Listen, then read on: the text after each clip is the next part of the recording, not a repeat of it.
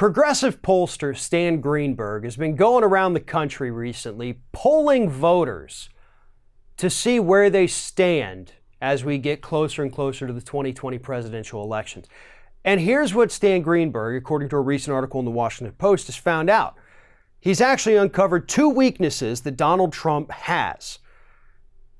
And he found this out by talking to the white working class voters who switched from voting for Barack Obama to Donald Trump.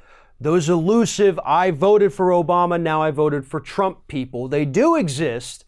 Greenberg's been out there polling them, talking to them, and in these conversations, he has found two common themes that voters are pissed off about: high cost of prescription drugs and trade.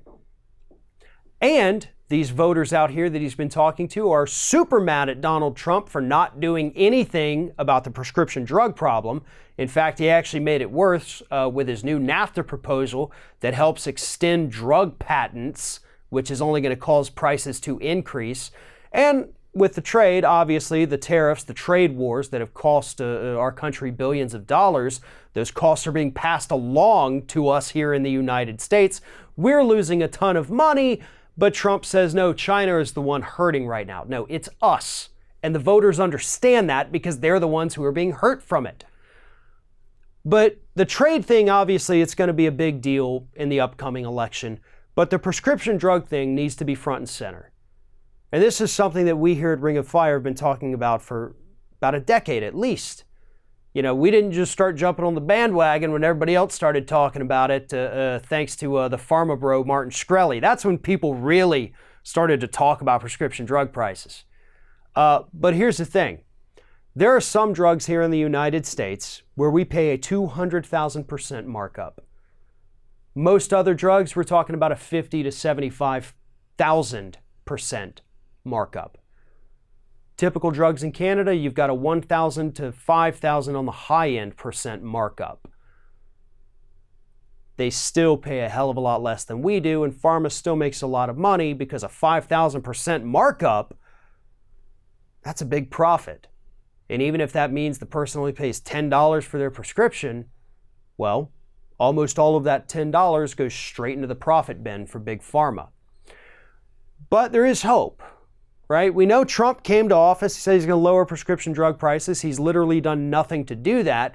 So the Democrats, finally standing up to big pharma, are doing something about it. Right now, there are at least 6 different pieces of legislation between the House and the Senate that would each do something to lower the cost of prescription drugs here in the United States. There's bills that would allow us to negotiate drug prices for Medicare. There's bills that would force pharmaceutical companies to charge us in the United States the same kind of markups that they charge overseas. That's the one from Ro Khanna and Bernie Sanders. And out of all of them, that would do the greatest amount of good for people here in the United States. But if the Democrats continue to push this issue, continue to show progress on the issue, even if they can't get the bills passed by the Republicans, they're going to win. And that's what this pollster is telling us right now by talking to these Trump voters. They want relief. They hate, this is the words he used, they hate the drug companies. And there's nothing the drug companies can do to stop that hatred. All they can do, which they did in 2018, is spend $280 million on lobbying in 1 year.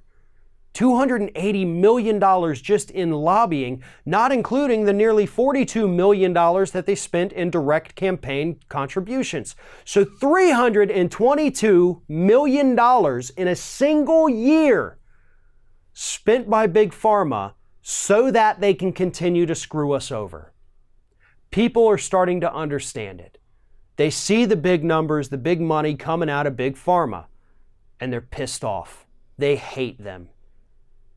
And as long as the Democrats continue to lead the charge on this issue and show the voters that they're taking it seriously and that they're trying to help, if they keep that up, the 2020 election should be a piece of cake.